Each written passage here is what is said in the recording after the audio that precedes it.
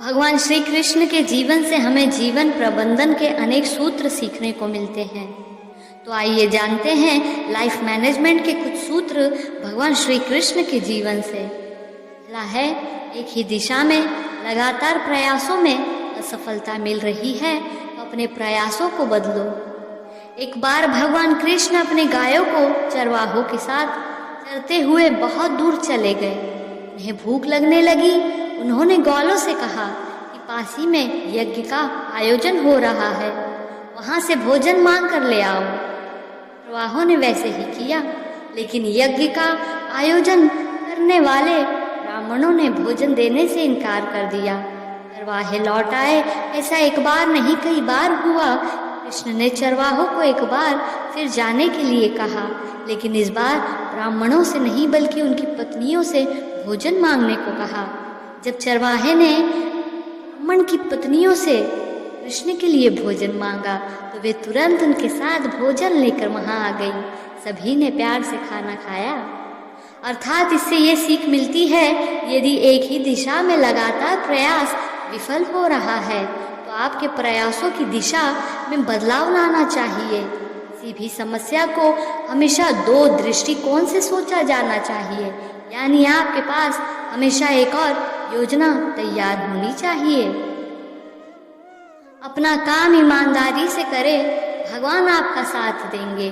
महाभारत के युद्ध में कर्ण और अर्जुन आमने सामने थे। कर्ण ने अर्जुन को हराने के लिए नागबाण का उपयोग करने का विचार किया। पाताल लोक में अश्वसेन नाम का एक नाग था जो अर्जुन को अपना शत्रु मानता था। कर्ण को सांप बाण की खोज करते देख अश्वसेन स्वयं तीर पर बैठ गए। अर्जुन के रथ को चला रहे भगवान कृष्ण ने अश्वसेन को पहचान लिया। उन्होंने रथ को अपने पैरों से दबाया।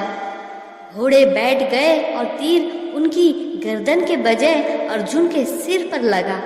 फिर मौका देखकर उन्होंने अर्जुन पर हमला करना शुरू कर दिया। अर्जुन की रक्षा के लिए भगवान ने उस बाण को अपने ऊपर ले लिया।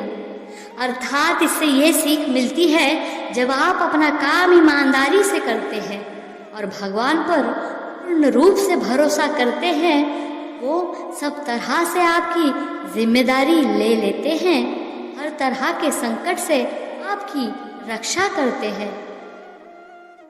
जब अश्वत्थामा ने मांग लिया श्री कृष्ण से उनका सुदर्शन चक्र, एक बार पांडवों और कौरवों के गुरु द्रोणाचार्य के पुत्र अश्वत्थामा द्वारका पहुंच गए। कुछ दिनों तक वहां रहने के बाद एक दिन अश्वत्थामा ने श्री कृष्ण से अपना अजय ब्रह्मास्त्र लेने और उन्हें अपना सुदर्शन चक्र देने के लिए कहा। भगवान ने कहा, ठीक है, मेरे किसी शस्त्र में से जो कुछ तुम चाहते हो ले लो। अश्वत्थामा ने भगवान के सुदर्शन चक्र को उठाने की कोशिश की, लेकिन वो हिला नहीं। भगवान ने उसे समझाया कि अतिथि की अपनी सीमाएं हैं, उसे कभी भी ऐसी चीजें नहीं मांगनी चाहिए तो उसकी क्षमता से परे हो। अश्वत्थामा बहुत शर्मिंदा हुआ। वो बिना कोई हथियार लिए द्वारका से चला गया। अर्थात इससे ये सीख मिलती है, अपनी कोशिश के अनुपात ही फल की आशा करनी चाहिए। साथ ही किसी से कुछ भी मांगते समय अपनी मर्यादाओं का ध्यान रखना चाहिए। शांति के लिए अंत तक प्रयास करते रहना चाहिए। जब पांडवों का वनवास समाप्त हो गया और वे अपने मूल रूप में लौट आए, एक दिन उनके सभी मित्र और रिश्तेदार आदि राजा विराट नगर में एकत्र हुए।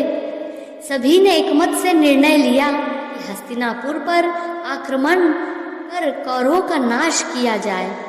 श्री कृष्ण ने उनसे कहा कि हमें शांति के लिए एक और प्रयास करना चाहिए ताकि किसी की जान न जाए और पांडवों को भी उनका अधिकार मिल जाए। जब श्री कृष्ण शांति दूत बनकर हस्तिनापुर जा रहे थे तो द्रौपदी ने इसका विरोध किया।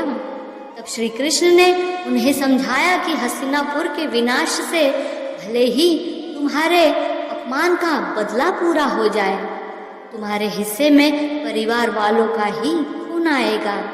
इसलिए शांति का आखिरी मौका देना हमारे हाथ में है और वो को तय करने दे लड़ना है या नहीं। अर्थात इससे ये सीख मिलती है हमें अंतिम समय तक शांति के लिए प्रयास करते रहना चाहिए, क्योंकि विनाश से किसी का भला नहीं होता। श्री कृष्ण के बचपन से सीखे 3 बातें। भगवान श्री कृष्ण का बचपन नंदगांव में बीता। यहाँ बचपन में भगवान कृष्ण प्रतिदिन गायों को चराने के लिए जंगल में जाते थे। वन का अर्थ है प्रकृति। कृष्ण बचपन में प्रकृति के बहुत करीब थे। श्री कृष्ण का बचपन से ही संगीत के प्रति विशेष झुकाव था, इसलिए बांसुरी श्री कृष्ण का प्राण बन गई। भगवान कृष्ण को बचपन में मक्खन बहुत प्रिय था। आज भी मुख्य रूप से श्री कृष्ण को मक्खन चढ़ाया जाता है। अर्थात इससे ये सीख मिलती है हमें अपने बच्चे को भी खुला वातावरण देना चाहिए। बच्चों को बागवानी के लिए प्रेरित करें ताकि वे अपने आसपास के वातावरण को महसूस करें और समझें। अपने बच्चों को भी संगीत से जोड़ें। संगीत न केवल मन को प्रसन्न रखता है बल्कि उनका मानसिक विकास भी करता है। वे भावनाओं को समझने लगते हैं। तीसरी और सबसे ज़रूरी चीज़ है खाना। मक्खन का अर्थ है स्वस्थ भोजन। आपका दिमाग भी स्वस्थ रहेगा जब आपका खान पान अच्छा होगा।